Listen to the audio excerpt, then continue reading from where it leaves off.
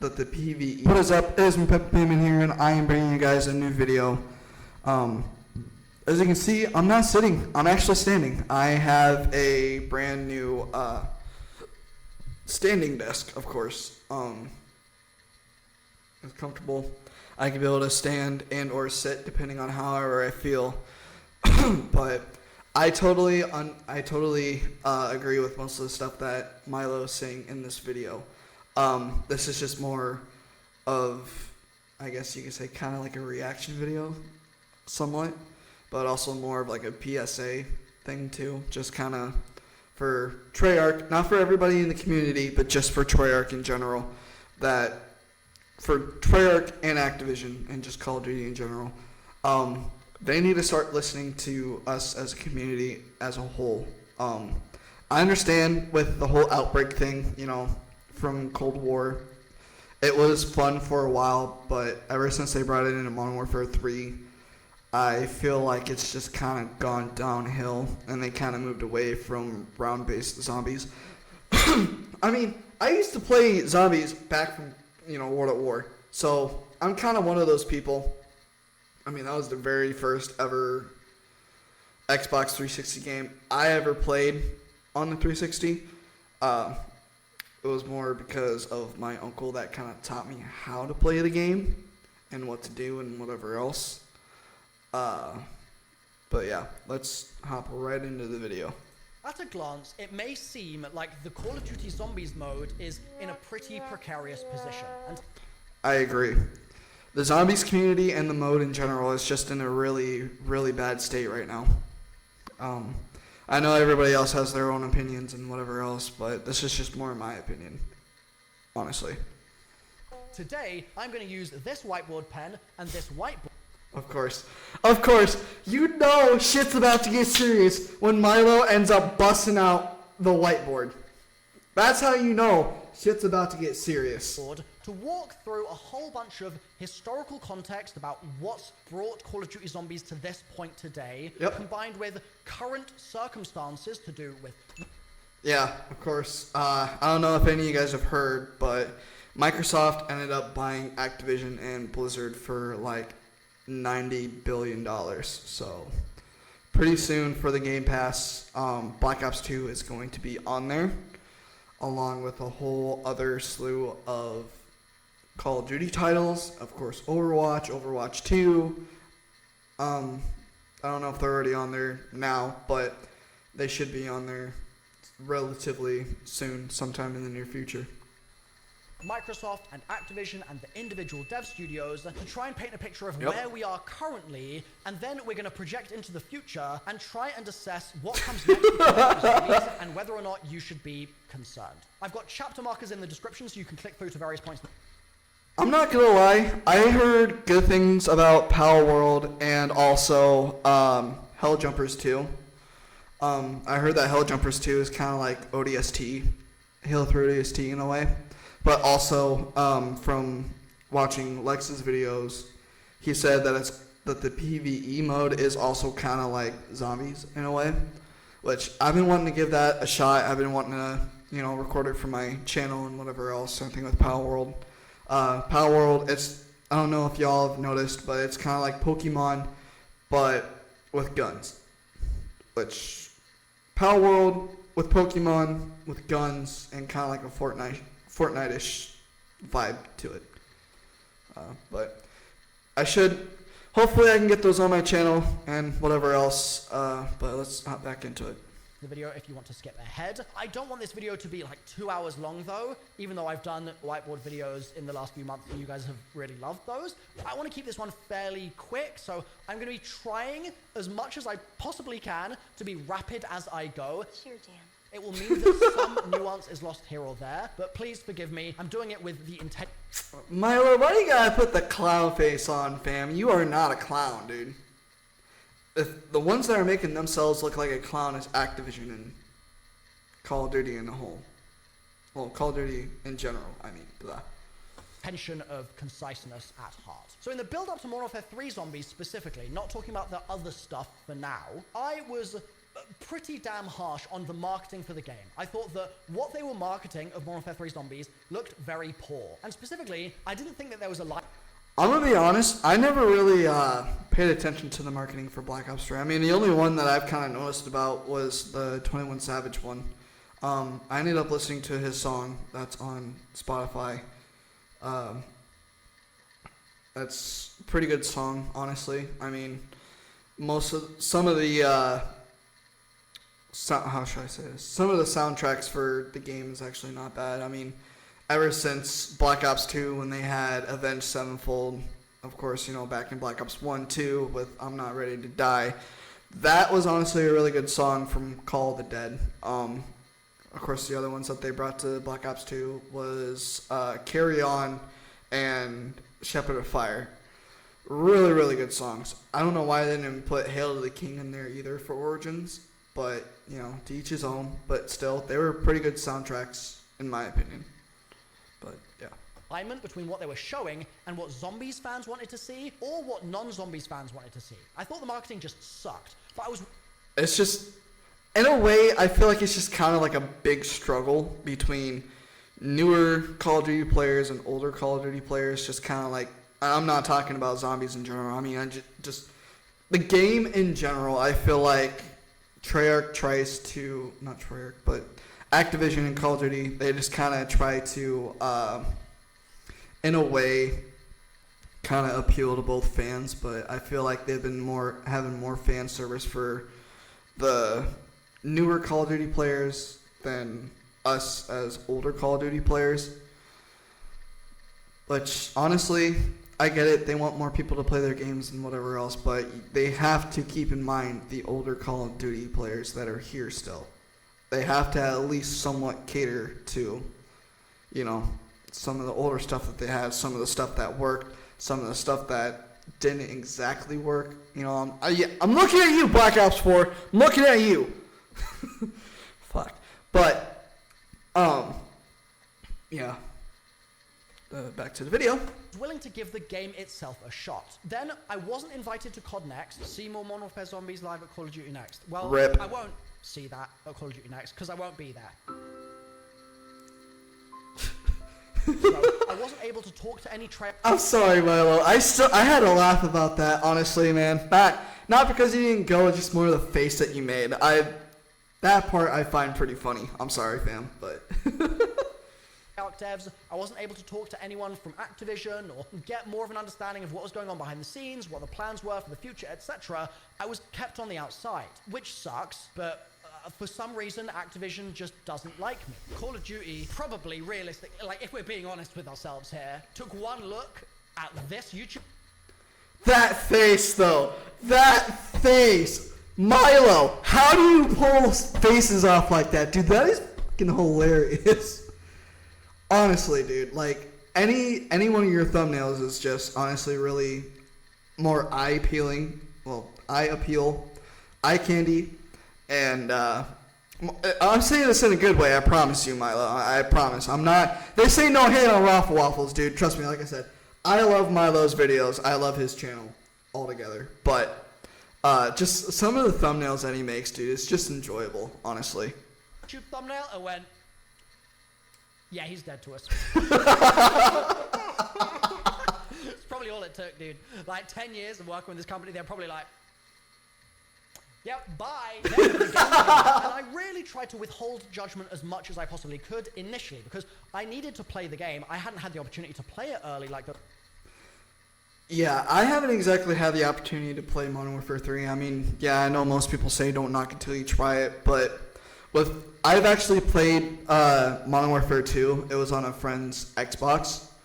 I didn't really enjoy the formula that much. I mean, I even watched a friend of mine. He had Call of Duty for his Xbox Series X.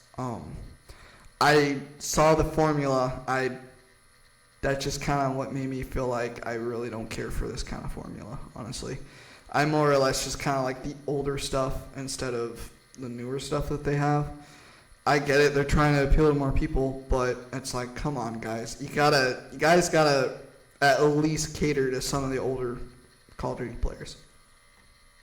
those other YouTubers, so I needed to actually get hands-on and get to grips with it. So initially, while playing, I was cautiously optimistic, okay? I wasn't letting my emotions get the best of me. I was very much, during my 70 He's doing better than I am. saying to everyone, I'm not reviewing it right now. I need to play it first before I can review it, right? And when I eventually posted my review, I gave the game a 6.5 and a buy rating, specifically. Honestly, if I was to do something like that, either with Modern Warfare 3 and or Modern Warfare 2 or whatever, I more likely probably would have gave it about a 4 or 5, and then raise it to probably like where Milo's got it, 7 to 10, if they can make it a little bit better. With my review, I probably would say don't buy it, but like I said, my opinion don't really matter, to each his own. You know, everybody's got their own opinions and whatever else. I mean, if you're still gonna buy the newer Call of Duties, you know, so be it. That's fine. Like I said, I'm not gonna dog on you because you're wanting to play it. Just know it's just my opinion. Of course, like I said, everybody else has their own opinions on things. It was a buy or skip video, and I said I did think this was actually a buy. I also said that I felt like through good updates in the future, that 6.5 could actually rise to a 7 and maybe even somewhere between a 7 and a 10 over the course of the year, dependent on good management of community expectations, good communication with the community, good actual updates, etc., etc. And in that video, like I said, I feel like that's where Treyarch's been kind of not Treyarch. Well, yeah, they're part of the Call of Duty stuff, but I feel like that's where Activision and just Call of Duty in general have been just kind of missing most of the point. Like most of the time, is just they haven't exactly been listening to us as a community. What's going on with my fucking dude here? Oh, well.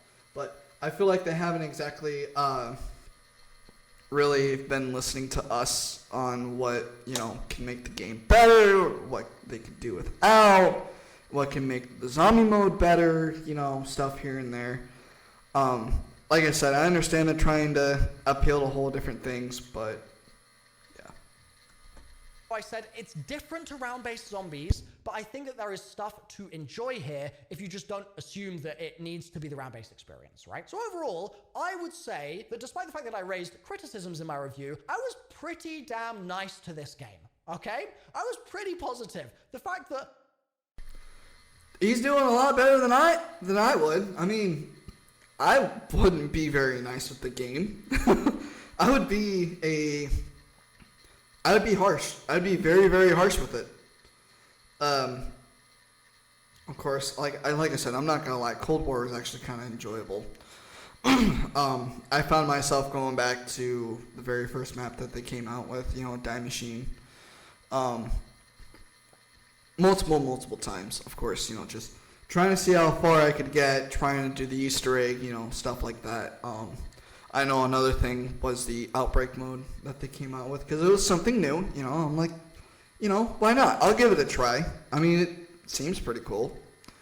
And I ended up playing it, you know, I enjoyed it for a while, but then after that, I'm like, this is getting repetitive, honestly. I'm not trying to say zombies in a whole is getting repetitive. That ain't it at all. Honestly, I love going back and playing zombies. Just the replayability is amazing. But just with Modern Warfare 3 having the Outbreak mode again, I feel like they're just kind of missing the target a little bit.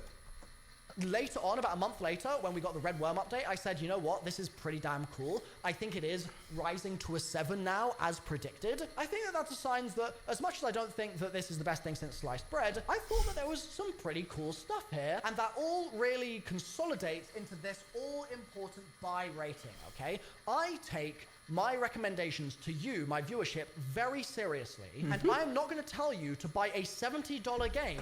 Like I said, that's where my issue lies.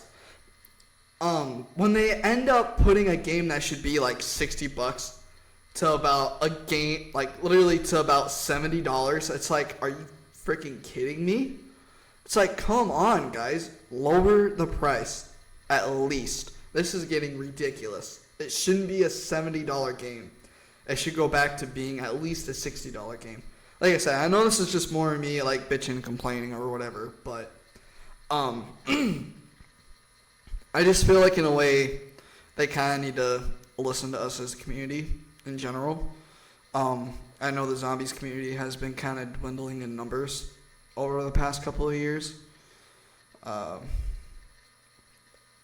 guess in a way I'm trying to help kind of save it because I don't want that to go away because I've been in the community since World War, and I just, like I said, I just don't want to see it just die out. If I don't think that there is fun for you to have, it's a $20 game. So this act of me saying, yeah, this might be one to purchase, means a lot to me. I take it very, very seriously. 2 months pass, and it's a little weird, because we've had that initial update with the Red Worm, which was really cool, but then we kind of had a lot of radio silence, and it didn't feel like the zombies community... See, that's another thing. Whenever they do the whole radio silence on us, that's another thing that makes the community just kind of like dwindle in numbers. Of course, I can't get over with Milo literally eating a fucking taco over here, saying that the tacos that changed my life. I'm pretty sure it did, Milo, but it's just seeing you about to go in for that bite, brother. It makes me laugh, honestly. Like I said, this ain't any hate towards you, homeboy. I promise.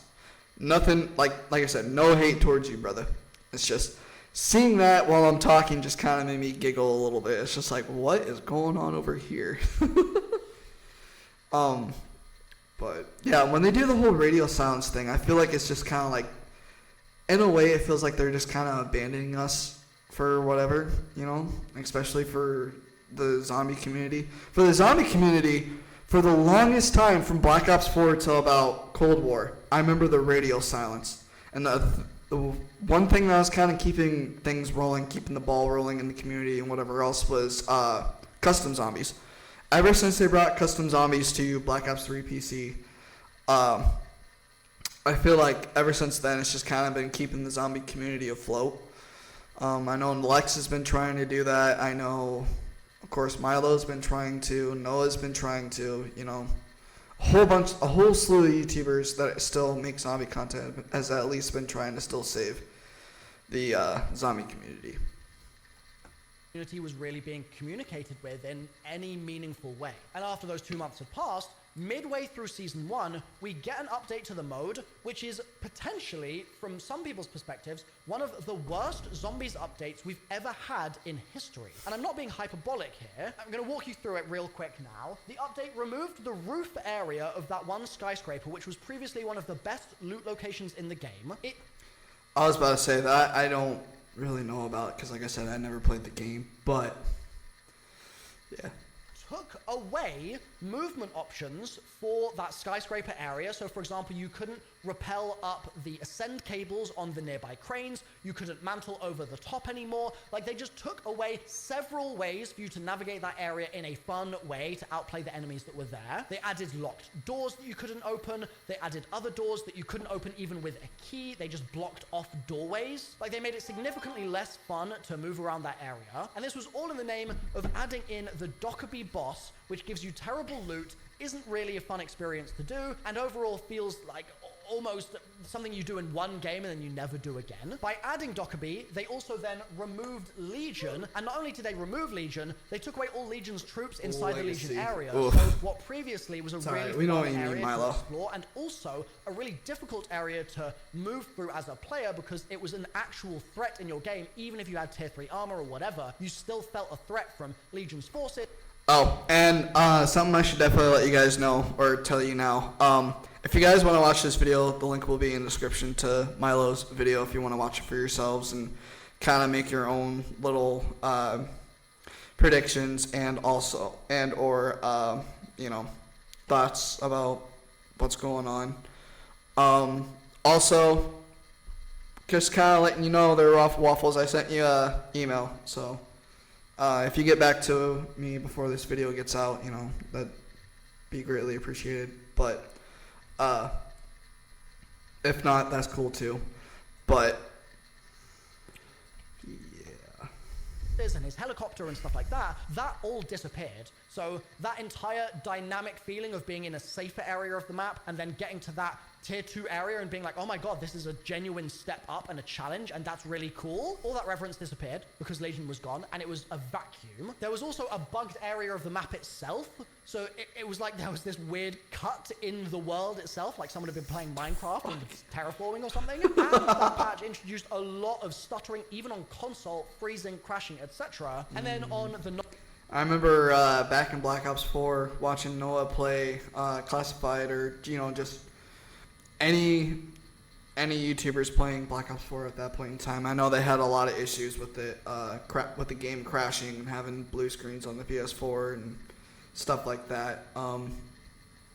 That's another thing. I feel like they need to work on getting the bugs out first before they even decide to, pretty much get the game out for people to play. I understand they have big plans and big ideas and whatever else, which every game company does, every game design studio does, which that's fine. That's just their artistic side coming out and whatever else. But I just kind of feel like they just need to they need to take their time on the game. And for say, like little bugs here and there, after the game comes out, totally, that's fine. Create a patch for it, get it going, whatever else. Non-zombie side of things, like the game was super busted. Like Warzone was fully just not working. You opened a loadout crate and you would just crash. Like it was messed up. Was it literally the worst zombies update we've ever had? I don't know. I think that there's room for kind of interpretation and discussion on that point. It was certainly very negative though, from my perspective, having played it and then come out of that experience going, why the hell did I even download this? Ugh, that's bad when the Tin Man and also Charlie Intel say that as well. Oof. Yeah, wow. Like, it was just a bad time. And that left all of us thinking, okay, Season 2 needs to absolutely kill it in order to bring the zombies community forward into the rest of the year for whatever this game is going to offer. It's long been understood that in zombies, that kind of January, February window of some kind of content update, whether it's Der Eisendrache on, February 2nd in Black Ops 3, or it's a Cold War and you get your Firebase Z, but then you get Outbreak straight after, and it's just... Honestly, Firebase Z wasn't bad either, especially when they had the introduction of the Reiki. For the longest time, I've been trying to get my hands on that goddamn Reiki, playing Firebase Z, but I never really got the chance to. It wasn't until I played a custom zombie map that they had it.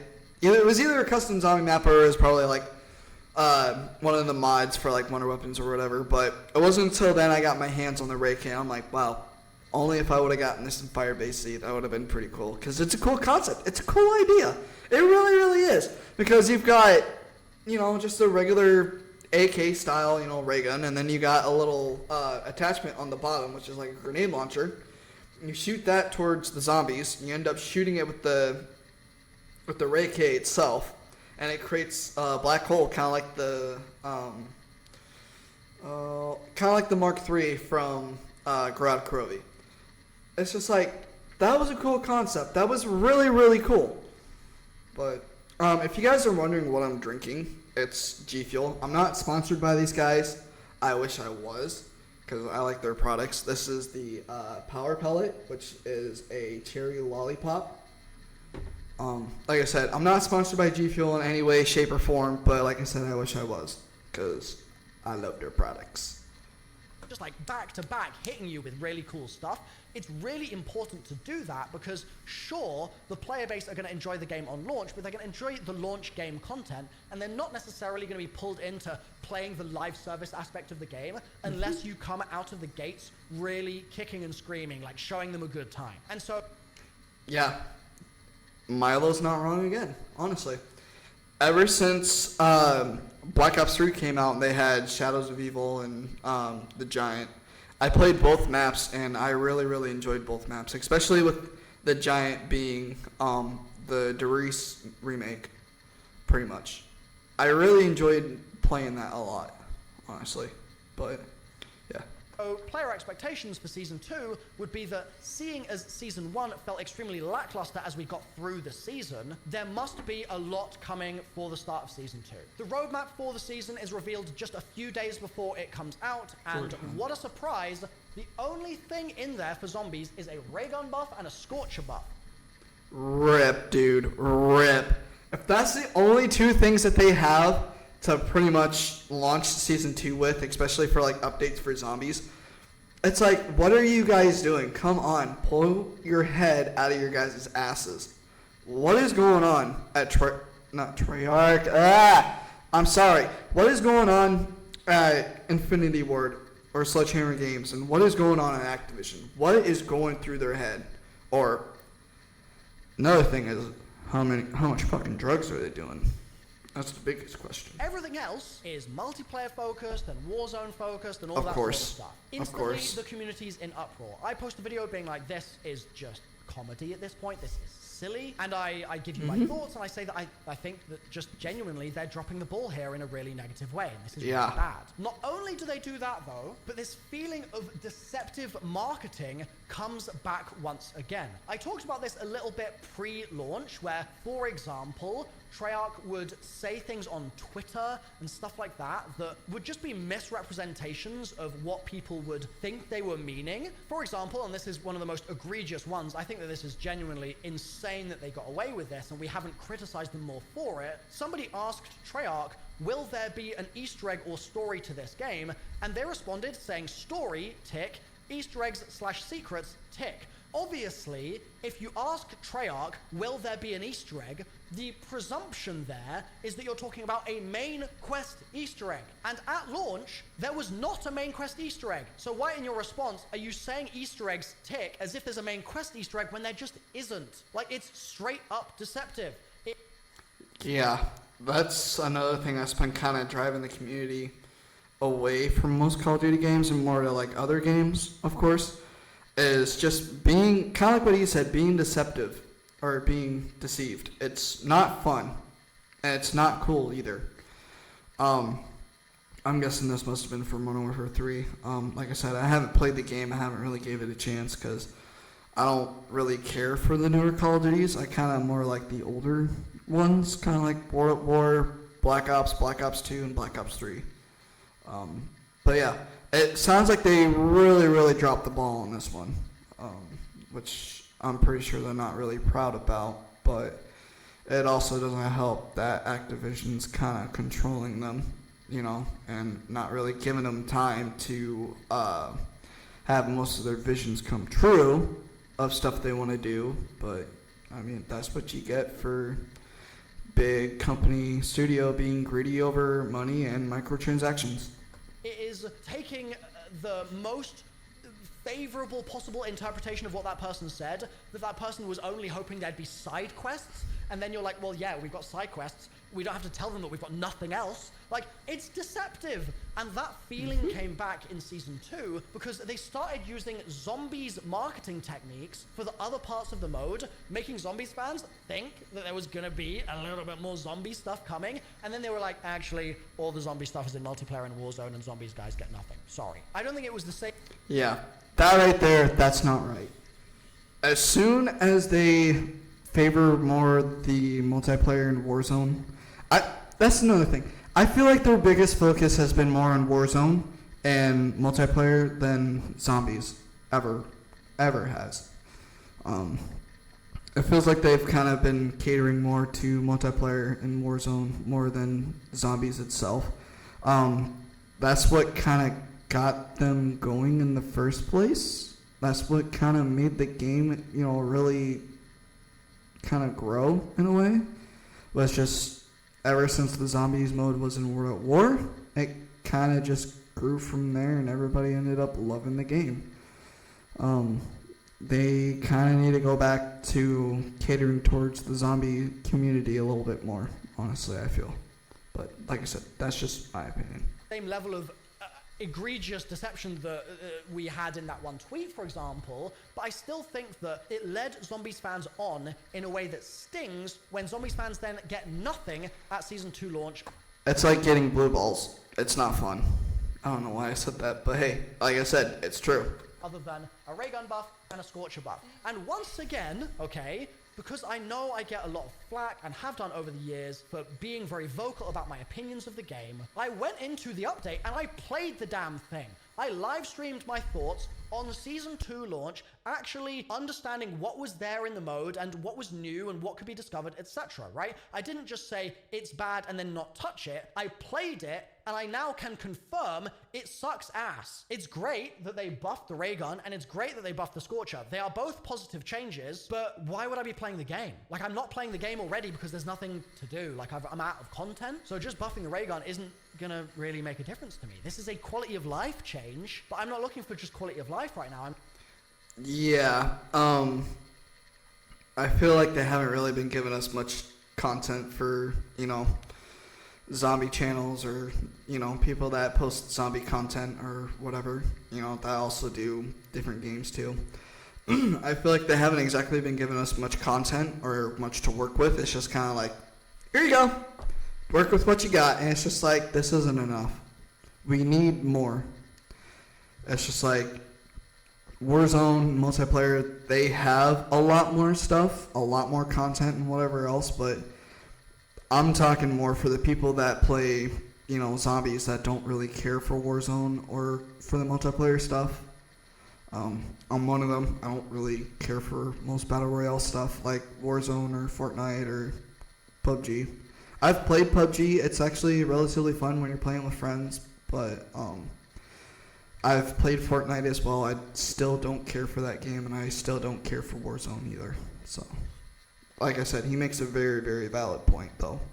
I'm looking for content. And that brings us to the layoffs situation. So while the community was gearing up for all of this lack of anything in Season 2, Microsoft, who had just purchased Activision Blizzard, acquired them for $69 billion, okay, they laid off, or they started the layoff process, because in certain states in the US and certain countries in the UK and things like that, different regions, it takes differing amounts of time, but they started the process for 1,900 Activision Blizzard staff to lose their jobs. To give you an idea of what that means for a company as big as Microsoft, which is $1 trillion company, that's 9% of their gaming workforce. And you might be wondering, well, okay, that's Activision Blizzard. Let's break that down into Activision and into Blizzard, because we know that Blizzard don't make Call of Duty, Activision do. So let's get an understanding of who's being lost from where. Previous, now, Blizzard boss, Mike Ibarra, gone. And you might think, oh, well, I saw a thing from Mike saying that he was just like sort of hanging up his hat and he was done, and that this wasn't related to layoffs or anything like that at all. But in November, Mike Ibarra told Jason Schreier, one of the most notorious journalists in the space, that, and I quote directly, "Someone will drag me out of Blizzard," those are Mike's words, and he said, "That's how long I will be here." Like, he seemed, and he gave the impression in just November, just a few short months ago, that he was there for the long, long haul, and all of a sudden, these layoffs come along, and he's just said, "Someone will drag me out," and he's out. On top of that, there is a survival game that Blizzard had been working on for 6 years, an Odyssey project, that has been cancelled. It's just dead. It's gone. Imagine being a dev at a studio, an Activision Blizzard studio, working on something that you're so proud of for 6 years of your life, only for it to just disappear. That happened. Let's talk about the Call of Duty and the Activision side for a moment. If we look to Sledgehammer Games, who are the lead developer of this year's Call of Duty, they're closing their Foster City office. They're midway through deploying a live service title, by the way. Wow. That's sad. I was about to say, I remember when Sledgehammer Games came out with Advanced Warfare. I mean, Zombies wasn't exactly the best, but hey, like I said, it was something new. It was something that was actually kind of fun. Of course, the multiplayer was really, really fun. I really enjoyed it, playing the multiplayer and just kind of getting as many kills as I could and whatever else. It's sad to see a company starting to go out of business or starting to go bankrupt or whatever, and having to lay people off, and whatever title they were working on, seeing that progress just dwindle or diminish, or, with them stop working on that project altogether. It's really a sad sight to see, especially for Blizzard. like you said, they've been working on that game for about 6 years and whatever else, especially with it being like a PvE mode, which probably would have been very fun to play, honestly. And not only are they closing their Foster City office, they've also lost 30% of their staff. That's an insane number. It's not the only studio that is closing, though. Toys for Bob, support studio for Activision Blizzard, they are also closing their office, and they've lost 40% of their staff. To give you a kind of flavor for the sort of numbers we're talking here, Toys for Bob, I think, lost somewhere in the order of like 80 or so devs. Imagine your studio being 150 people, right? And then suddenly, the next day, it's 75 people. Like, it's just halved. Insane. They ended up pulling out that Thanos snap. They just went, yeah. Hey, that's not all, though. Alongside those two, High Moon Studios, another support studio that directly works on Call of Duty. Plus, they have also worked on Borderlands and whatever else, too. Which, that was honestly a very fun game to play half the time, which was Borderlands, Especially just kind of going around shooting stuff, gaining XP and whatever else. But it's sad to hear that they're losing 40% of their staff. It's just like, wow.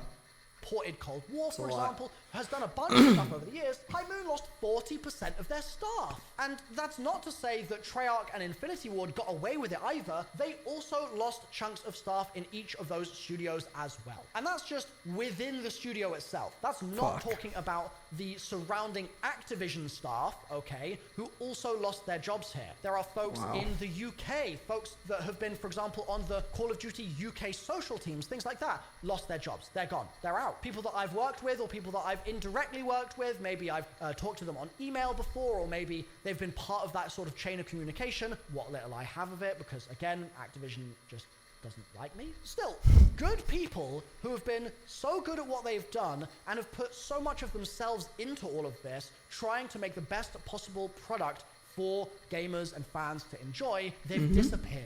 It's I'm working on this new ads. But no, it's sad to see that, though. It really, really is. It's... Hold on. I'll share my thoughts after this ad. Scientist. Frozen solid.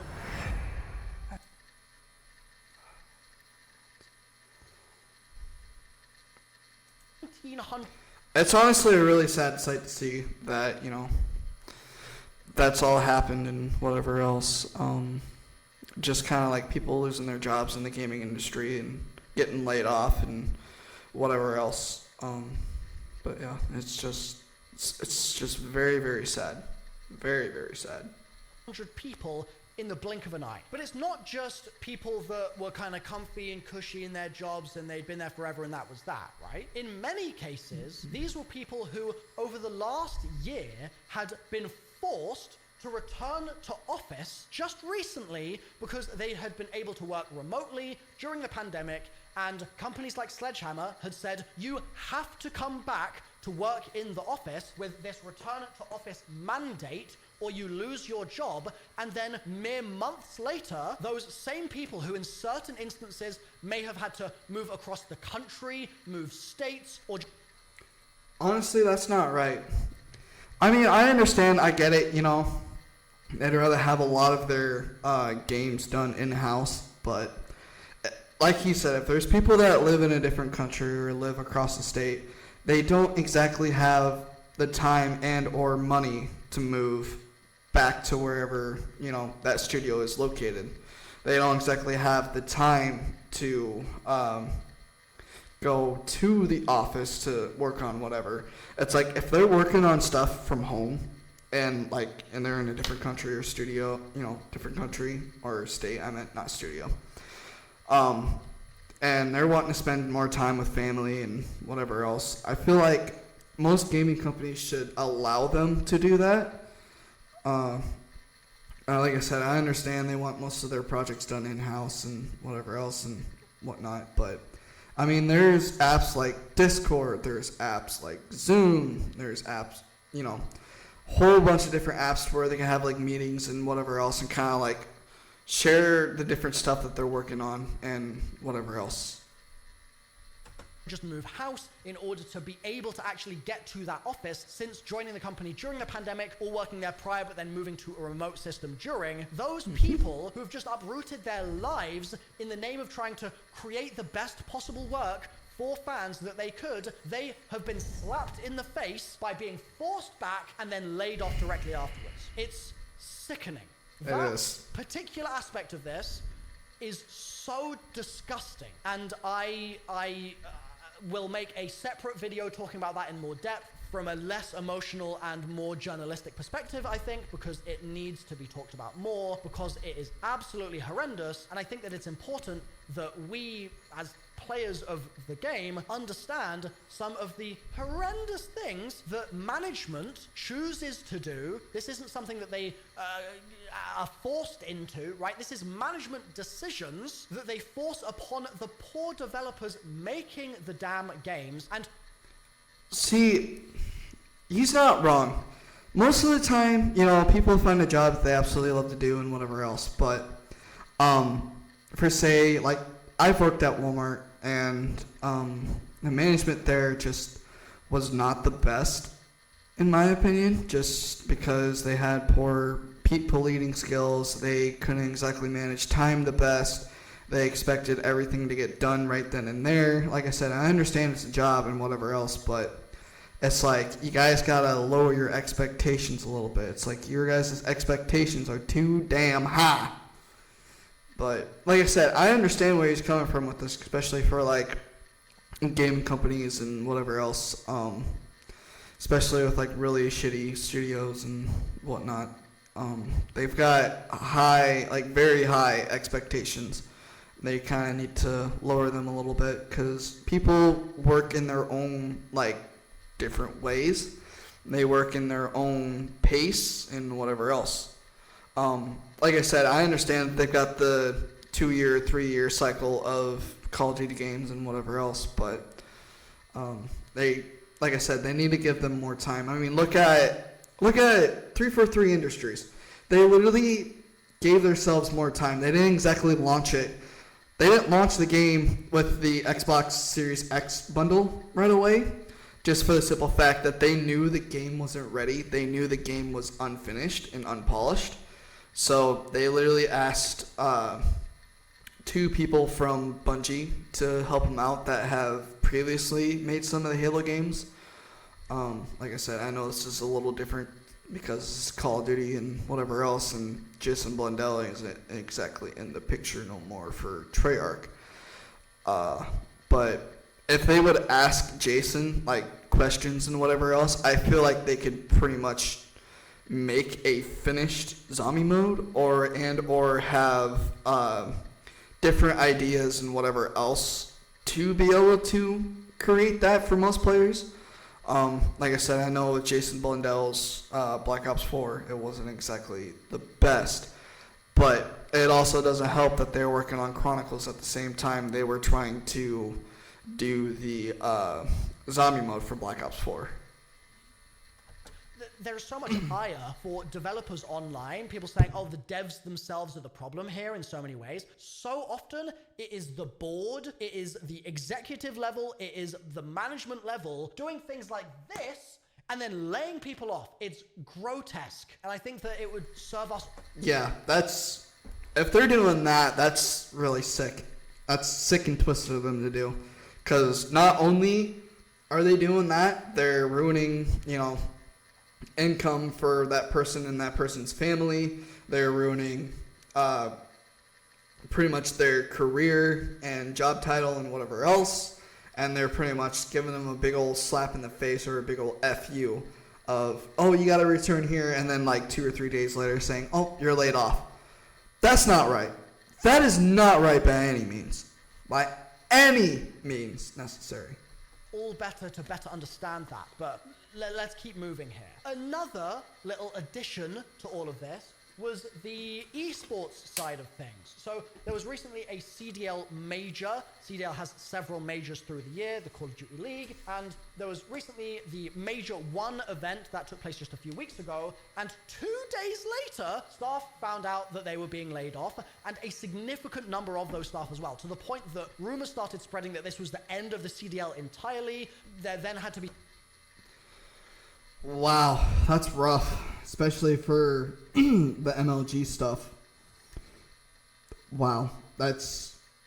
words cannot express how much that is just disgusting and gross. And just sick and twisted altogether. Be some statements made saying, actually, it's a restructure and a new strategy that's being created. But overall, very, very bad signs for the future of the Call of Duty League. If they're trying to make like different, different protocols or whatever for the MLG stuff, they need to at least be able to communicate with both, game studio and, the major league together. They need to pretty much need to communicate a lot more. And of course, with the MLG stuff and CDL, I know those two things are the same thing, but they need to do a lot more communication. They need to give themselves a lot more time to kind of think things over, some of the rules and whatever else. It's not cool. This is really a bad time for AAA titles, I believe.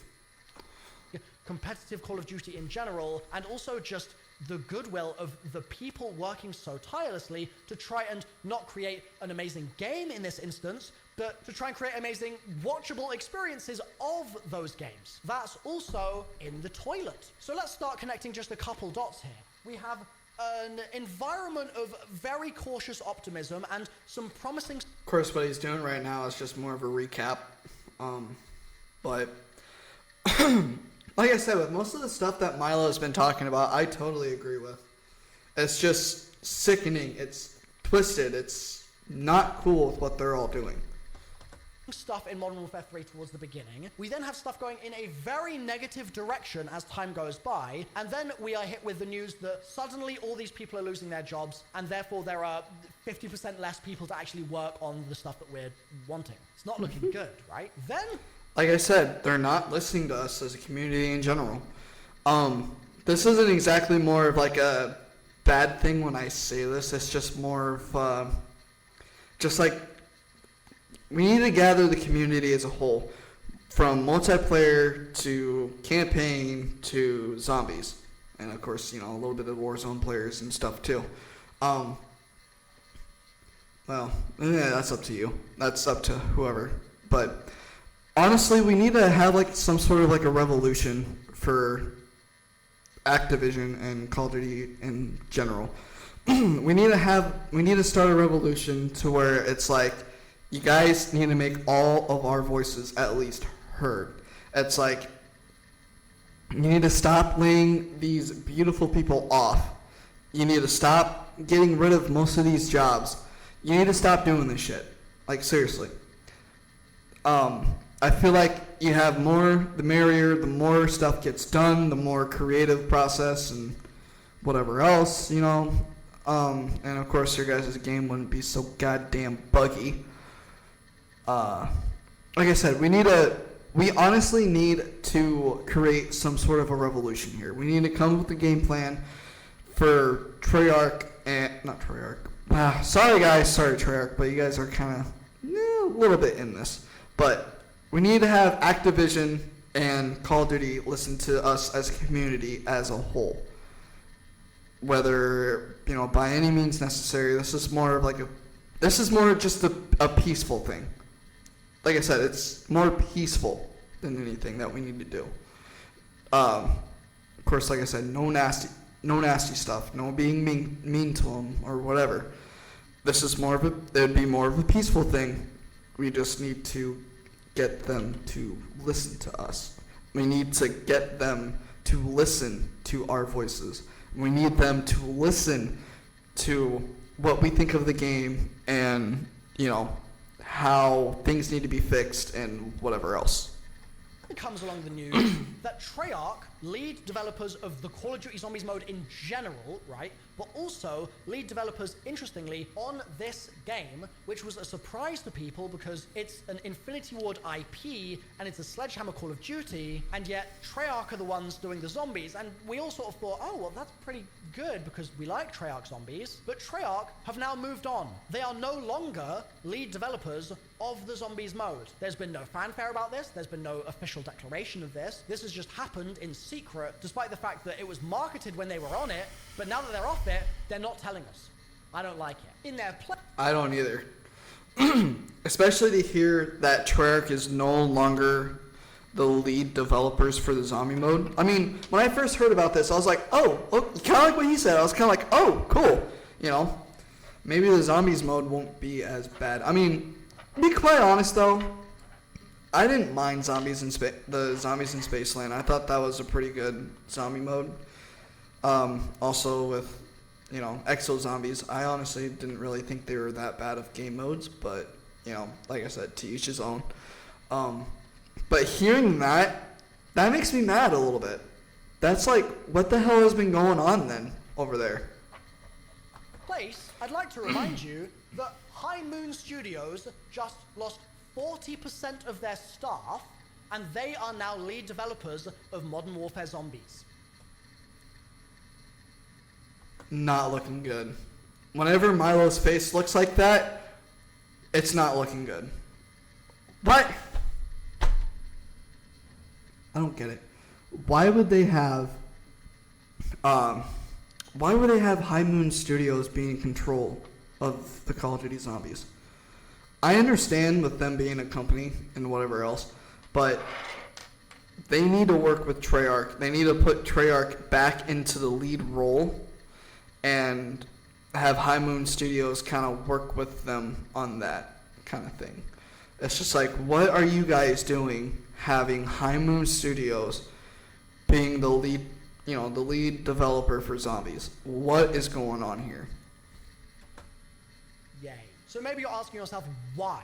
Right? Why is this happening? It's Yep. pretty simple. Treyarch, over the last several years, have not had really any dedicated time to make the game that they wanted to make uninterrupted, because other studios have seemingly needed fires putting out with their projects, which only Treyarch was capable of doing. Let's break down exactly what this has meant in That makes a lot more sense. actual game terms. So Treyarch last developed Call of Duty Black Ops Cold War in 2020, which had a weird development cycle because of the pandemic and because of various factors. We were all surprised by what we got with Cold War. It was a lot better than expected given the conditions. So credit where it's due.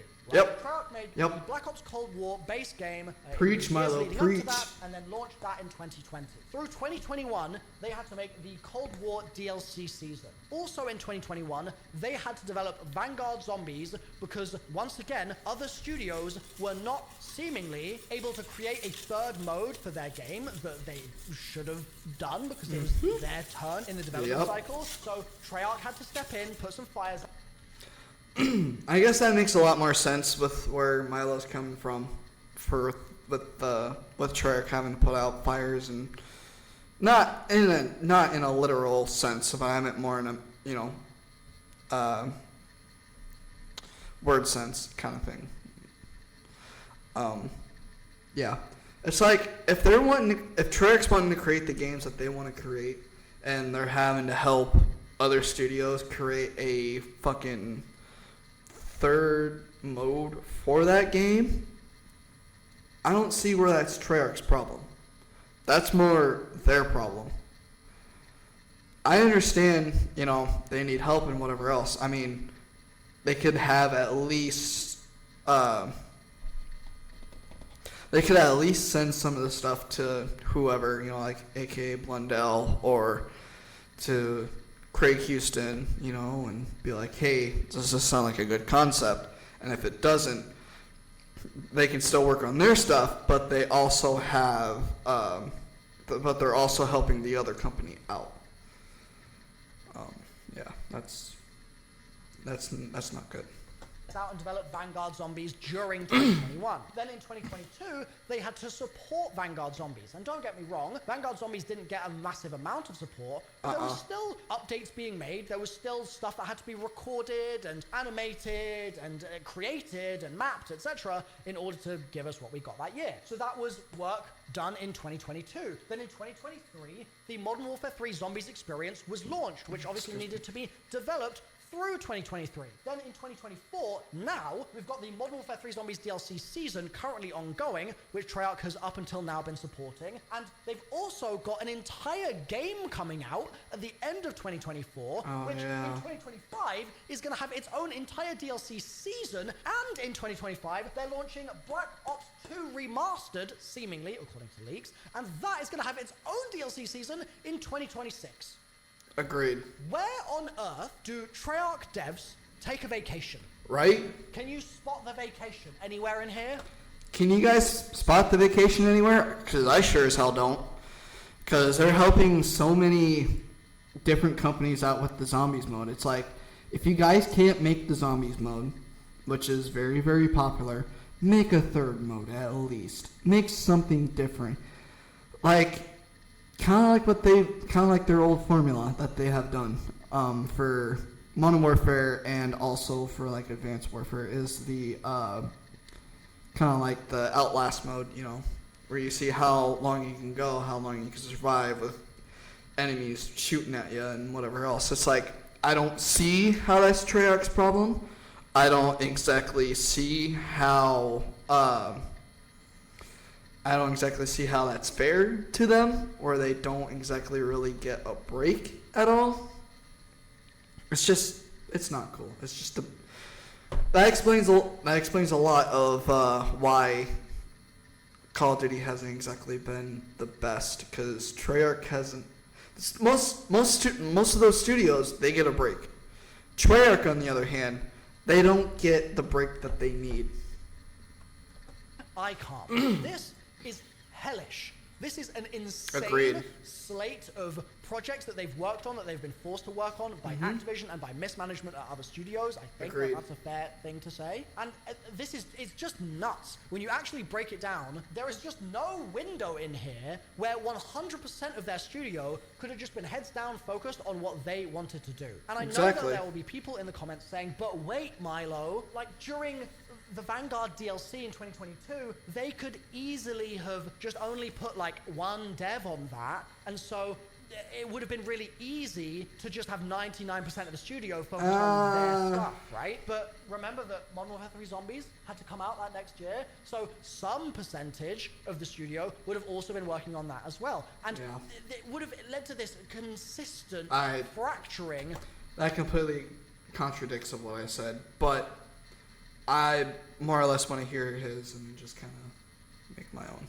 Of the overall Treyarch efforts to create what they're trying to create for 2024, because they've got to think about all this other stuff that's got to happen beforehand. Like historically, in terms of the numbers of people working on zombies, we've had campaigns that Treyarch have worked on, and the campaign team has then been able to pivot to help work on zombies and support zombies once the game has come out, right? Exactly. But now we've had all these other things happening which haven't been happening at the same time of a Treyarch campaign team being able to pivot to work on their other zombies projects, right? They just need to find people from nowhere. So presumably, it's the people working on zombies that are not part of that core campaign team that are then pulled off to all these other projects. Who does that leave working on zombies, guys? Nobody. It's looking pretty bad. And so it makes total sense that High Moon would now come in to lead development for this year, because Treyarch has a bloomin' game that they're trying to put out, and if they're trying to make the DLC season for Modern Warfare 3 Zombies, then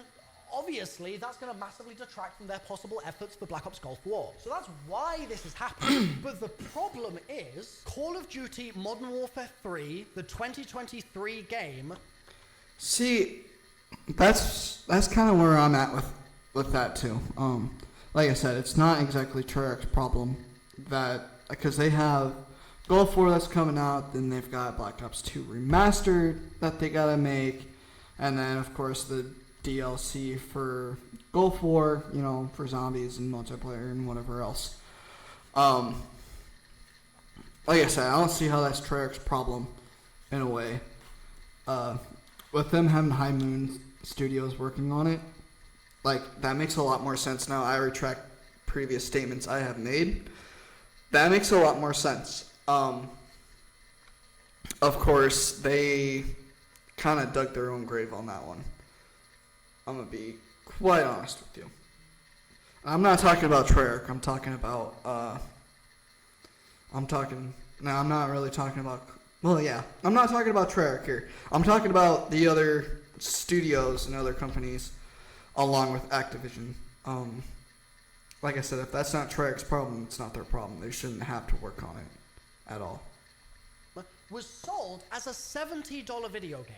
And it was That's sold at $70 bogus. with the players understanding that Treyarch were developing the Zombies mode and that there would be updates through the entire year. They had things for Zombies players, old and new, to Yep. really sink their teeth into. Yep. And crucially, it wasn't going to be Preach, brother, just preach. another Vanguard. But I would contest, and if you're my biggest hater, right? Thank you for watching this far in the video. Drop a like if you enjoyed it. My biggest hater, if you're the person that actually You tell him, Milo. You tell him. keeps me barred from all these Treyarch events, then good on you, man. You're really cool.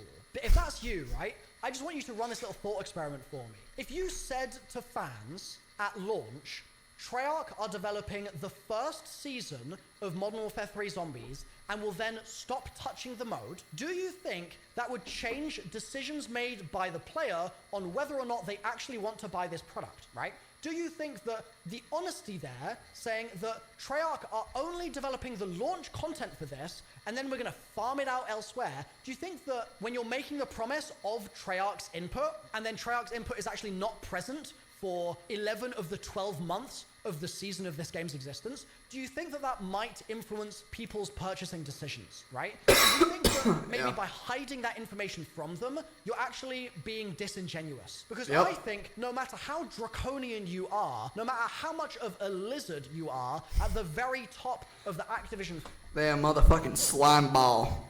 They some slimy lizards. food chain, right? I think that there is absolutely no way in hell that if you compare what we were sold for this game, the promise of this game, with the result and what's actually happening, there is no way you would say that it was accurately represented what we were going to get and then what we've actually received and will be receiving. Yep. I just don't think that the two things line up. And a big Yeah. part of this comes Agreed. from the very first thing I said in this video, which is that here, I was cautiously optimistic, yes, but I was slating the marketing for the game because I felt like it didn't speak to Zombies fans, I felt like it didn't speak to non-Zombies fans, so it was serving nobody, and I Yeah. felt like it was, did I write it down somewhere? Here. It felt deceptive. And all these months later now, He had to take a moment to remember where he put that. Sorry, Milo. Sorry, fam. Like I said, I love your channel, dude, but I gotta give you a little bit of grief. I, as someone who tried to encourage Zombies players who predominantly like round-based zombies, that audience, right? I was speaking to them, I was Preach. saying to them, I really think you should give the game a chance here, okay? If you're willing to play it a little differently to round-based, and you're willing to approach it with open eyes, I was saying, give it a buy, right? And me saying give it a buy means a lot to me, because I Yep. don't say that lightly. I don't just throw that around. I Exactly. genuinely was under the impression we were getting a year of Treyarch development on a Zombies mode that was going to be really well supported, right? Consistently supported. And then we got all those rumors of round-based, right? Do you remember that? Let's Yeah. just unpack the whole round-based rumor for a moment. Do you remember at Call of Duty Next, that's the event that I wasn't invited to, Treyarch seemingly told a bunch of Zombies YouTubers like Codename Pizza, I think, and Mr. Dark JD, I think, and a handful of others, right? They told them that there'd be something for round-based fans to enjoy in 2024, or at some point they were cooking something, and they made it seem really exciting. I'm wondering if they were talking about Gulf War there for a second instead of, well, yeah, that still kind of goes to the whole deceiving thing and whatever else, but like I said, I'm wondering if they were more talking about Gulf War with the round-based zombies. I really and seriously hope they do have round-based zombies in Gulf War. But yeah, that makes a lot of sense though, too. Exciting, right? I'd just like to dig into this a moment, not to put any blame on someone like Pizza or John's shoulders here, kind of actually the opposite. Because I think that it could be easy to assign culpability to them for saying, we're going to get a certain thing, and then it very much seeming like, actually, no, we're not getting the thing because clearly Treyarch are not making a round-based zombies mode right now because they've just left the project, right? So I think it would be very easy to assign culpability to those guys that were at the event. All right, scratch the previous thing that I said. It isn't more for, it isn't exactly Treyarch that's part of it. It's just more of the other studios and Activision themselves that kind of we need to do a revolution with. They need to understand that one studio that has something that is very successful that the other ones don't have, they shouldn't exactly be pushing them to help the other studios because they got their own stuff they got to work on, for Gulf War and Black Ops 2 Remastered, and then, of course, the DLCs for Gulf War. That's more or less for the other studios, it's like, figure it out on your own instead of, you have to help us and whatever else and blah, blah, blah, and we're forcing you. No, that's not cool. Because then Treyarch doesn't exactly get a break. But the others do, like Sledgehammer, Infinity Ward. That's not cool by any means. That's just dirty, gross. Ugh. But let's take a little step back and think, that's interesting, because no matter what you think about them shilling the game and stuff, the information itself came from Activision. So this means that Activision, Blizzard, Treyarch, whoever, right, decided that instead of putting out their own statement saying, we, Treyarch, have cool stuff coming for zombies fans who like round-based in 2024 or in Season 1 or whatever, instead, we are not going to comment on it publicly at all, which really frustrated me that they never put out a proper statement about this. They only did it through people like Pizza and John and stuff like that. And at the time, I was mystified as to why they might be doing that, but I realize now, if I was trying to be a wriggly little worm, and I was trying to kind of get people hyped for something, but then actually wiggle my way out of that promise later on, I would make that promise through a source who people could easily assign blame to as being unreliable. That's not cool. That is not cool that they made Pizza and John pretty much scapegoats, dude. What the hell, Activision? That's downright dirty. That is downright despicable. That is downright fucking gross. What is wrong with you? Come on. Why are you going to do that to YouTubers, man? Come on. What is your problem? Is it because you're worried about the money? You shouldn't give a shit about the money. I understand. I get it. You guys like to have the money and whatever else, but don't focus on fucking microtransactions. Don't force another company that has to work on other games. Do not force them to help other fucking companies. Come on. Use your fucking head. Get your head out of your guys' asses and quit being so goddamn motherfucking money hungry and actually fucking do what you're supposed to fucking do. That is gross. That is disgusting. Ugh.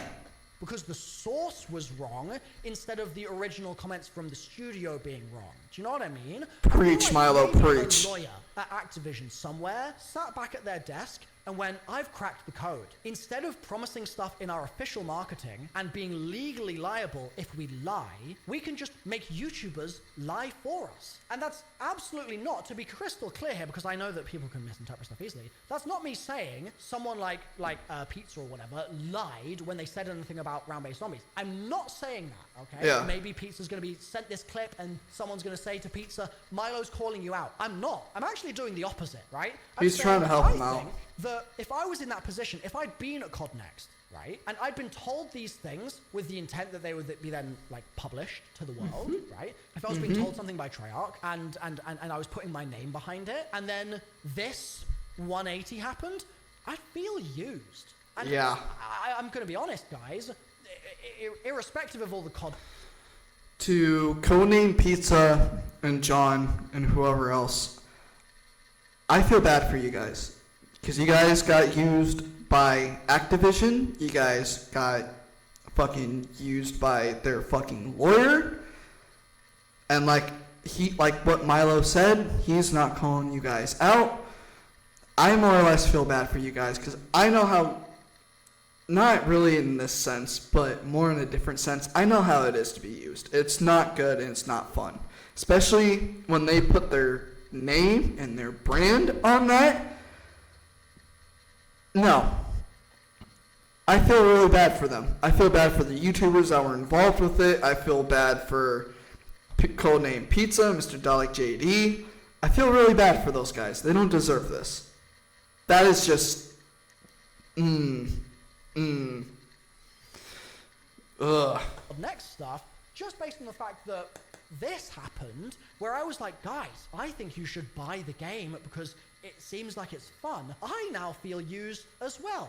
I feel like I've been deceived, and I've accidentally deceived you guys into thinking that this would be a certain type of game this year, a certain type of live service experience, a certain type of continuously updated DLC season and stuff like that. I feel like the wool has been pulled over my eyes, and as a result, I've then helped proliferate that. It feels like the wool has been pulled over everybody's eyes with Modern Warfare 3. Activision is getting greedier and greedier. That's not cool by any means. What the hell has this world come to, man? The bad part is, it was a AAA studio, right? A AAA title that ended up deceiving everybody in the fucking community. Not just zombies, but also multiplayer, Warzone, campaign. A wool got pulled over everybody's eyes. That's not cool by any means. Honestly. So, for everybody in the community, I'm sorry this happened. I feel bad for everybody. The only ones I don't feel bad for is Activision. Because something tells me they might get what's coming to them. Karma's going to hit them hard. Like I said, I'm not meaning anything bad by this by any means. It's more financially, I feel like karma's going to bite them in the butt really, really hard. To you, and I feel bad, and it's really weird. It's a difficult position to be in because with all of this stuff happening, I have a huge amount of sympathy for the devs, right? And the solution to massive layoffs at Treyarch, right, is not to say, okay, I'm never going to play a Treyarch game ever again, because that, if we take Occam's razor to its final kind of reduction, just means that eventually Treyarch itself is all laid off. Like, if nobody plays the games, voila, case closed. So I can't say I'm not going to play it or I'm not going to cover it. Like, I don't think a boycott is what's appropriate here. But at the same time, by promoting it and being positive and trying to be fair, but then having the wool pulled over my eyes because the marketing isn't being fair to me, I then feel like I'm doing a disservice to you. And it sucks. These round-based rumors and all of the stuff related to that Treyarch was supposedly working on, even if it manifested now in 3 months and we got some kind of round-based experience and they sort of finagled it as saying, oh yeah, Treyarch actually worked on this last year before they stopped working on the mode. Like, even if they try and pull that wool over our eyes once again, I'm just going to be sitting here going, I can't trust anything you say. Like, I just can't trust a word of it. And you can argue, well, Milo, you're just being jaded, and that's valid, but I think that one man's jaded is another man's wise, and I think that the wisdom that I've gained from all of this, the lived experience that I've gained from all of this, and my last 15 years, by the way, of covering this game on YouTube, I've been here a really long time. I didn't start with this facial hair, believe me. The outcome of all of this... I remember when Milo had the baby face. I really, really do. Yeah, no, he's not wrong. He has been on this platform for a very long time.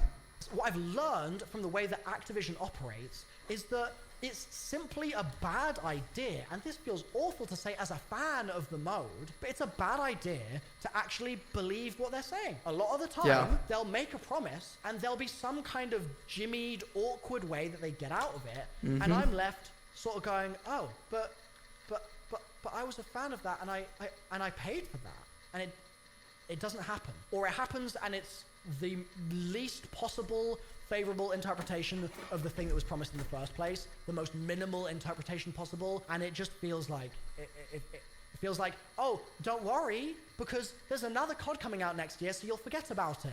Yeah, right. I don't. I haven't forgotten Yeah. about any of this. I've been doing this such a...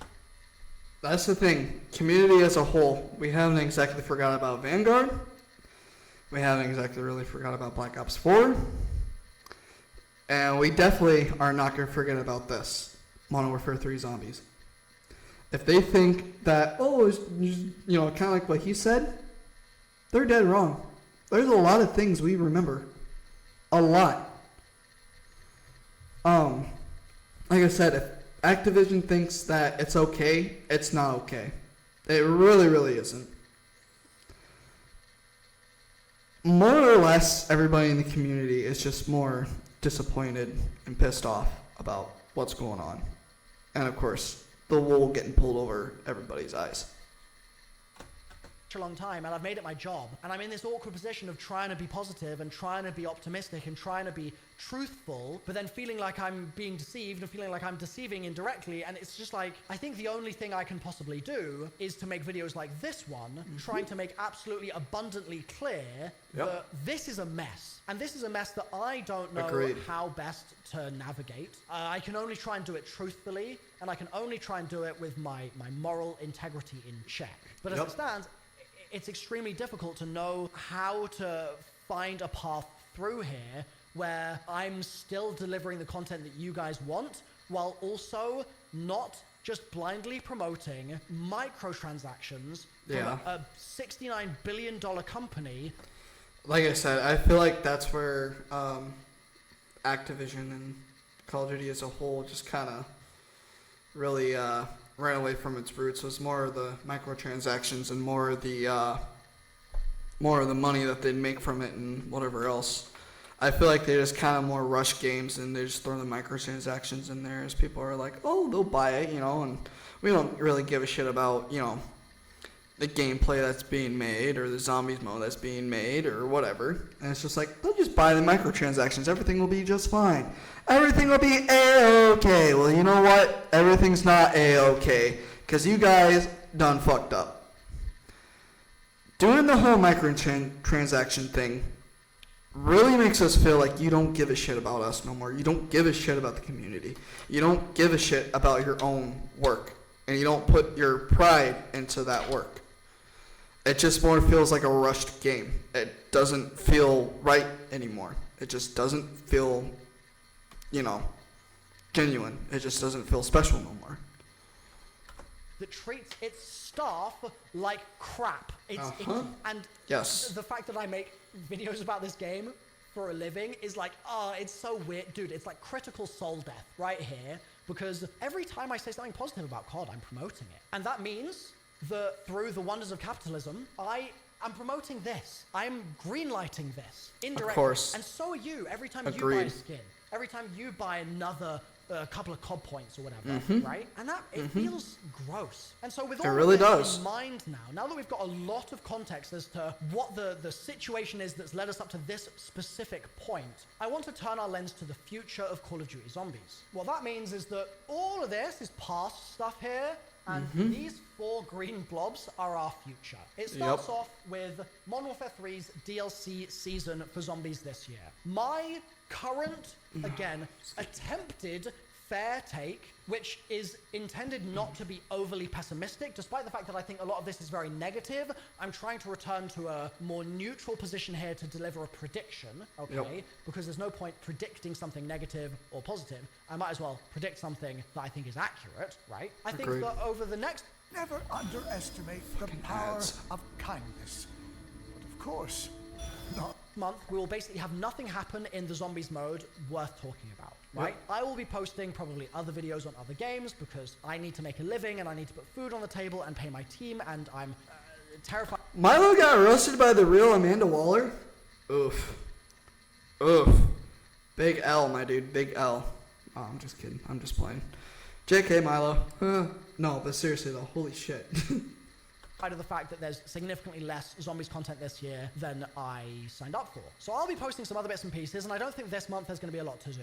Then in Season 2 Reloaded, we're going to get what I think is going to be about a day's worth of playtime. And I don't mean 24 hours, I mean playing the game on that day. I think that's what the update's going to contain. It's going to contain a new rift, which will have a new little Easter eggy type quest like we had with the first rift, and that will probably follow a reused structure to the original one. I don't think it's going to be a whole load of brand new stuff. I think it's going to be reused stuff based on foundations that Treyarch laid that High Moon are now going to be attempting to work with and learn from and re-implement. And there'll be a couple of other bits and pieces in there, and I think that the highlight of Season 2 Reloaded in the DLC season is going to be the cinematic cutscene that we get for the story mission, and is going to be the continuation of the zombie story. That's going to be the peak of Season 2 Reloaded, in my opinion. And then I think what's likely at this point is that there's just not going to be enough time between Season 2 Reloaded and Season 3 launch for them to develop content enough for Season 3 launch to feel really spectacular. And especially because High Moon are down 40%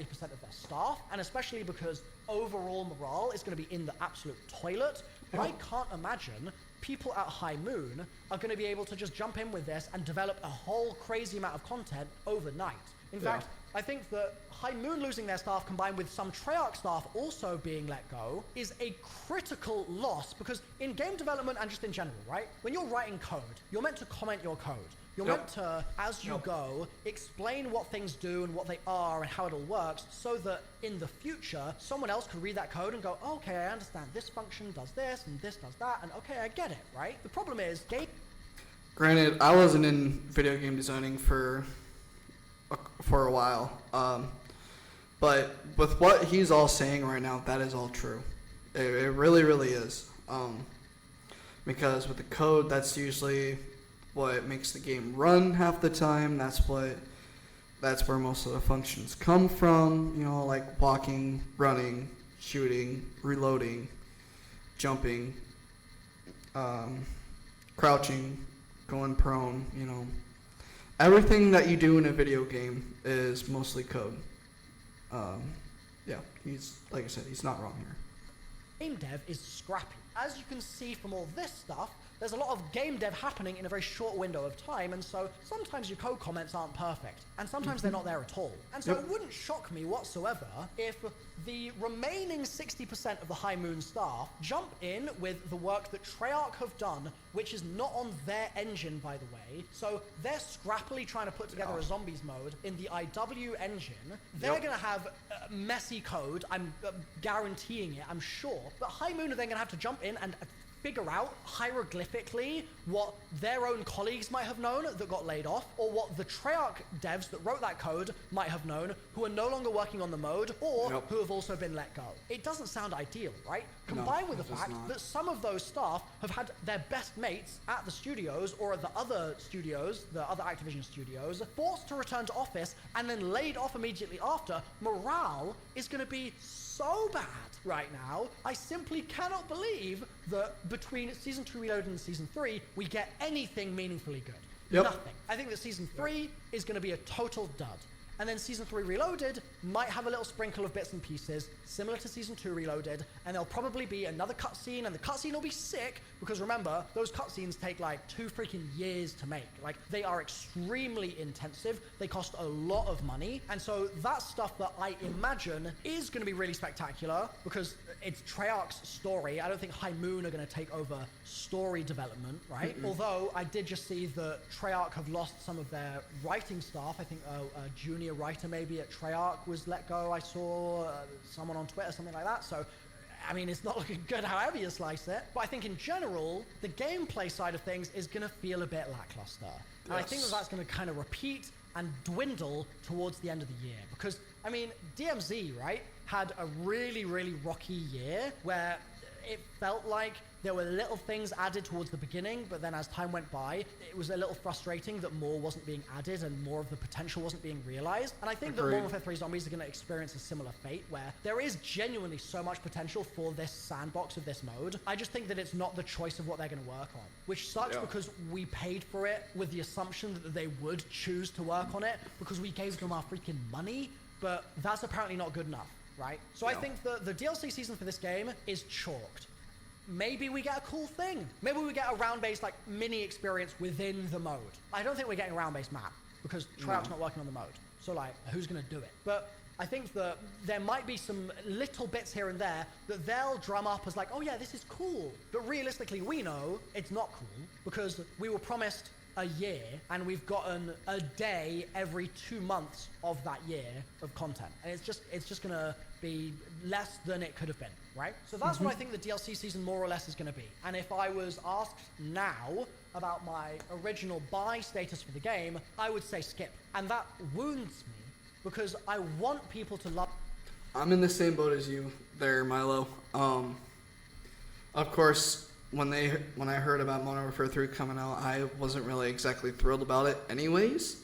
From the start, I kind of knew they'd do some sort of like sleazeball thing like this, honestly. Just more of the newer Call of Duties, I kind of figured they'd do more sleazeball shit. So, in my opinion, with Modern Warfare 3, like I said, this is my opinion. I know everybody has their own and whatever else, but like I said, this is my opinion. I agree with him. I would say skip. Even though it literally pains him to say that. As you heard that man say, it pains him to say that since he made a video on it and he said, yeah, go ahead and buy it.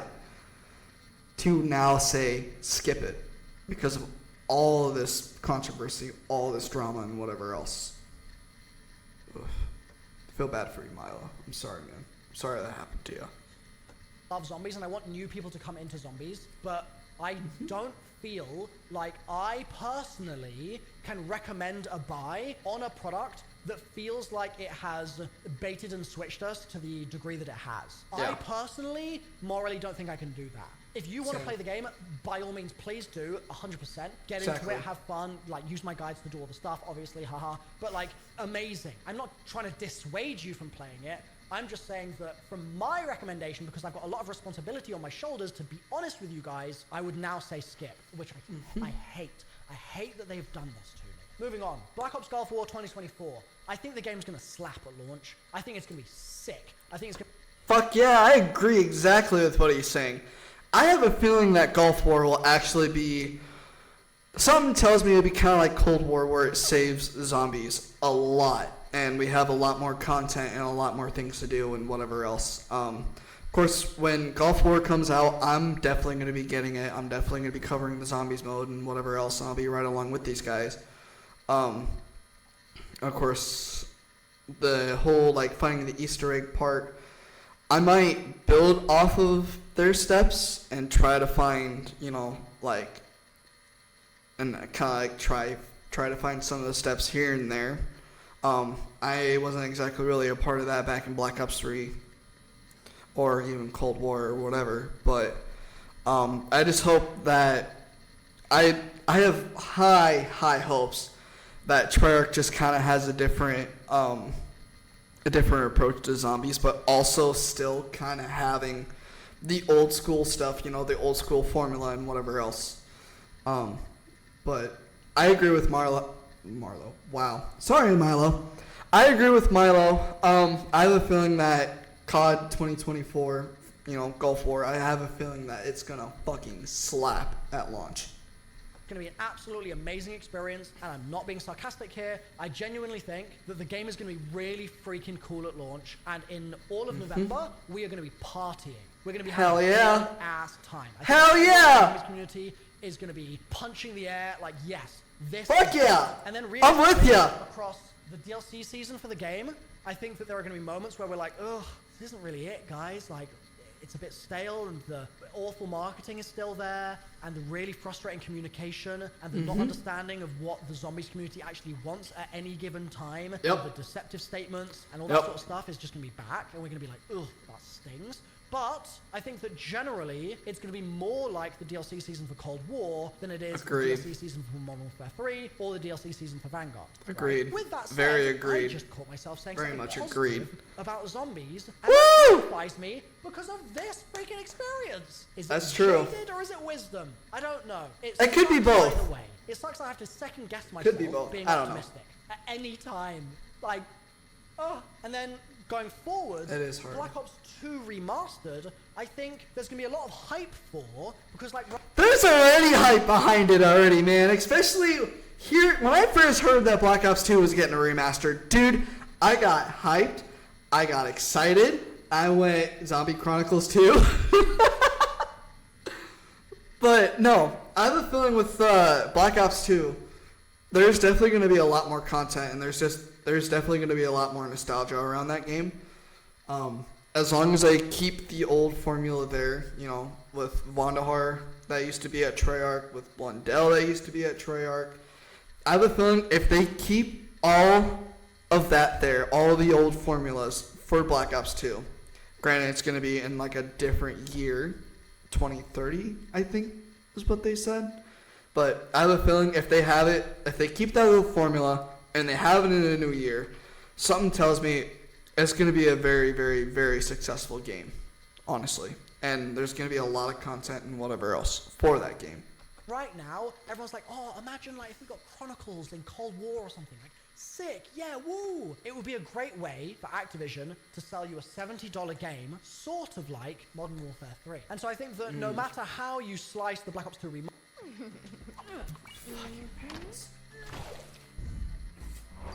Boy, Master stuff, as much as people's nostalgia will be kicking in, mine included, and as much as the promise of, oh yeah, more zombies Mine as well. maps and stuff is amazing, I also think that I'm starting to get into a position in general with zombies now, where the business management feels so vampiric that I don't feel like I can truly unabashedly be excited about future zombies maps when I feel like it's wrapped in this layer of distaste. I'm just really struggling with it. Like, from a core moral standpoint, it sounds ridiculous, but that's where I'm at. Yeah. That's genuinely where I'm at. So I agree. What does that mean for like my love of the story and stuff like that? Again, I think that the storyline has some really cool stuff going for it this year, but it's shrouded, it's wrapped up in this. Yeah. How, as a fan, can I just close my eyes and pretend this doesn't exist so that I can enjoy the story? I don't know if I can. And I don't think not anybody only that, can. it's not just because I can't ignore this stuff, but it's also because the way the story is told is very emblematic of all of these problems. It's very, very clear that the current business development and business practices of Activision and of the studios themselves, right, those dictate the way the story is told to us. I still raise the complaint of Ravenov in those launch radios saying, I've got some really interesting stories to tell, but I'm not going to tell my teammates yet because they're not ready.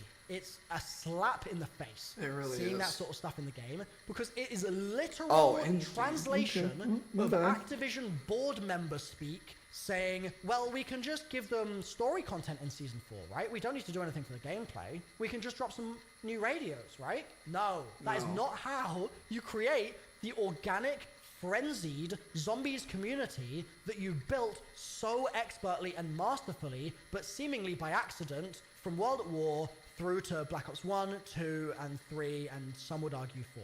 That original Ether story was brilliant for a reason. Preach, Milo, It was not preach. brilliant because it existed in a vacuum of gameplay content. That is not why it was brilliant, okay? So the seasonal release model and the battle passes and the microtransactions and the skins and the black cell and the COD points didn't infect that previous method of storytelling. And nowadays, they do. And I'm not that guy that's like big doomer, anti-microtransactions ever, etc. Until stuff like all of this happens, and until stuff like I see with my very own eyes, the story itself is being drip-fed to me in a way that it otherwise wouldn't be told because of the fact that the business unit has made decisions outside of the writers' control and the devs' control and everyone like on the boots on the ground floor of Treyarch. I see the business decision more and more. And as a gamer, I don't want to be thinking about...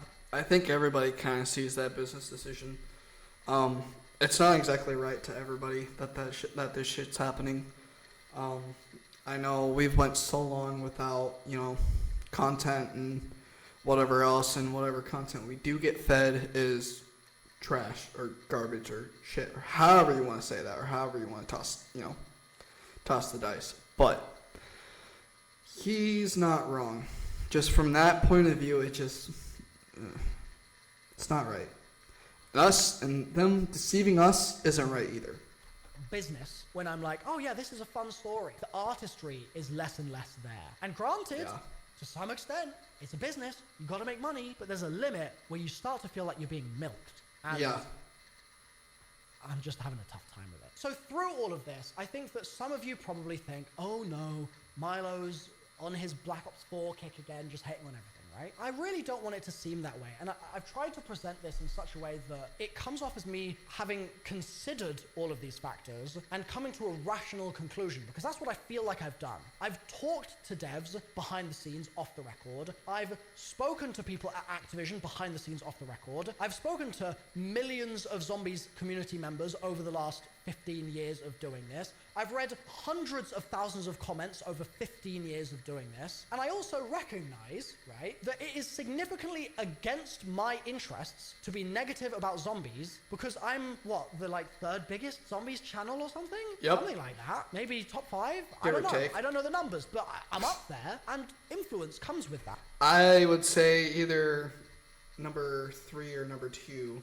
Well, number 3 or number 4. It would be much more in my interests to say this is great. Noah J is more like number 1. I feel like Mr. T is like number 2. Okay. This ain't time for top 5s. For everyone to be loving it, and for the views to go up, and for the player count to go up, and for the interest in the mode to go up, because then everybody wins, right? Exactly. We get more zombie stuff because it's more popular. More I get to make content. more content about the content in the game that's there More because content. it's more popular. And I get to keep doing what I love best, which is playing this game that I love so much and talking about it with you guys. So Exactly. I first of all want to push back on the idea that just being negative for the sake of clicks or something is in my interests here. Quite the opposite. And I also want really to isn't. extend that thinking to Activision themselves for a moment. Over the last couple of years, there have been a few individual moments where Zombies community members, such as YouTubers, have been invited in to Zoom calls with Treyarch or what have you, in order to... I remember when Black Ops 3 was going on, especially for like Zombie Chronicles or whatever. I remember Noah J accidentally ended up leaking Origins, and everybody ended up getting hyped, for, like I said, when they were dropping DLC 5 for Black Ops 3. Everybody got absolutely hyped. I mean, Black Ops 3, with most of the DLCs, everybody was hyped for it. Everybody was like, oh man, I can't wait for the Ether storyline to keep continuing. I can't wait for Premise to, keep going. And I can't wait to see their journey and their adventure and whatever else. Honestly, that time was a really, really great time. It was a great point and moment in history, honestly, where everybody in the community got along, Doesn't matter if you were a zombie in the zombie community, in the multiplayer community, or hell, even in the campaign community. Everybody got along. Everybody agreed with mostly everything, especially with the game itself. But now, with what's all going on, everybody's not really clashing per se, but it's more the Warzone community that everybody's kind of clashing against. Zombies, multiplayer, and the campaign community. All three of those communities are clashing with the Warzone community, I feel like. But like I said, that's my opinion. Everybody has their own. Like I said, this is more just, like I said, this has been more my opinion and just kind of like either agreeing with Milo or, stuff like that or whatever else, or making my own, opinions. But he's not wrong. The future of Call of Duty has been kind of going downhill a little bit. To discuss the state of the mode, discuss what's coming in the next season, etc., in the next game, whether it's a Zoom call that happened just a week ago to talk about Season 2, whether it's a Call of Duty Next, etc., right? And I was invited to all of those between, let's see, 2013, 14 or so, more so 2014, and roughly about 2020. I went on my break in 2020, so it was like before my break, right? Now what's crazy is, if you're watching this and you're 10 years old, I started getting invited to those calls when you were 0. Like, it was a long time ago. And in the last couple of years, it just stopped. And I don't know if there's some kind of opinion or attitude inside Treyarch that I'm not going to be rational in those conversations, or that I'm not going to contribute in some way. But I just feel like if you're a dev at the studio, you probably don't have the decision-making power here, sadly, but if you're a dev at the studio, right, and you watch me break down the pros and cons of the mode for an hour and a half, and you leave a comment, or you privately leave a comment, or something saying, oh, you know what, that was actually like a really good breakdown, I feel like that was really fair, but then you host an internal discussion event with YouTubers talking about exactly these sorts of issues, and you don't invite me, do you not think that there's at least a differing opinion to a lot of the other guys in the room? A little bit of that biased is opinions, I missing in that believe. conversation? Like, if you're trying to make the best game possible, yes, I am critical, right? I'm critical because I love it, for the record. Like, I love zombies, I want it to be better. But what is it about putting me in the room that is seen as a bad idea? Like, why not? I just don't get it. And I think that it would be worth you guys having a think about, because egotistically, maybe, I think that I can... Of course, here he does have like an off-the-record contact where you can talk to him and whatever else about things here and there. Of course, like I said, Milo, I already shot you a message already, or email already. So if you got back to me already, cool, before this video goes out. But if not, that's cool too. Because I know you're a busy man and you got your own life and whatever else. But like I said, I definitely agree with most of this stuff you're saying. I know I had some of my own opinions here and there too, which, it's cool. You got your own opinions, I got mine. Everybody has their own, to each his own. But yeah, this part I am going to be skipping, kind of. So we'll get to the final verdict real quick. What's my final verdict on the future of Call of Duty Zombies? It's quite simple. Zombies itself, as an idea, has more promise than nearly any video game I've ever played. It is glorious in its concept and in its founding principle. Yes. Okay? All the way back from World at War, right? But Zombies in implementation, increasingly, over the years, has felt less and less aligned with that founding principle. And that's Agreed. not to say that I don't enjoy it, or that it's not fun, or that you should never play it, or anything along those lines, okay? It's that as it drifts... Like I said, kind of like what I've been, preaching in this video, and kind of like what he's trying to say is, everybody's got their own opinions. Everybody has their own way of doing things. If they want to play the game, so be it. Let them. That's what they're wanting to do. If you're like me and Milo, not really wanting to play the game because of things here and there, then, like I said, everybody's got their own opinions. Everybody's got their own way of doing things. But yeah. From that founding principle and becomes something new, it feels like the executive level at Activision has more and more steer into what that means for the mode. And consistently, with a 100% hit rate, those Activision executive level decisions are bad for zombies. Agreed. So can Gulf War still be a fantastic zombies experience in light of that? Absolutely. Because the devs on the ground are working tirelessly, as they have done for 15 years, to try and create something that is good in spite of Activision's meddling, not because of it. And I think that there is a very strong chance that they succeed, because the Treyarch devs themselves are incredibly talented people who are doing their absolute best, who are left of them at least, working on the games here. Yeah. They are trying their absolute best to make something great. And I think that we will see some greatness in Gulf War. I really do. And I look forward to covering it on my YouTube channel. But I will not, and I'm really trying to make sure of this, I will not let myself be deceived like this again. I just won't. And so... Agreed. I agree. I agree heavily. If I end up playing the game and they go a different route, I'm going to be in the same shoes as him. I'm going to feel bad for everybody. And not just, boo-hoo, poor pity me. I like I said, I get where Milo's coming from. I really, really do. If they end up deceiving us again, it's not gonna be pretty by any means. Especially if Gulf War comes into play for the zombies mode and whatever else. So all my coverage going forward here may seem like it's got a sort of dogged, critical nature to it, but it's because of the fact that I feel like I've been made to look like a bit of an idiot and a bit deceptive to my viewers over these past 12 months based on all this sort of stuff, and that's not something that I can morally repeat indefinitely. Agreed. Can't do it. So I'll be covering everything, and I'll be promoting things, and I'll be positive, but you better believe that review that comes out is going to be a lot harder to land on a buy recommendation when I have to factor in the fact that as much as the promise of Gulf War seems amazing in November, it might be that in February it all turns 180 and we actually only get a third of the experience that we were promised. Like, that kind of feeling is going to haunt me forever going forwards here. And it happened in Vanguard, and in Vanguard I was like, you know what, benefit of the doubt, it won't happen again. And I promoted the hell out of that game before launch in my content because I was so excited for it, and then it slapped me around the face. And I was like, never again. Fool me once, shame on you. Fool me twice, shame on me, right? Mm-hmm.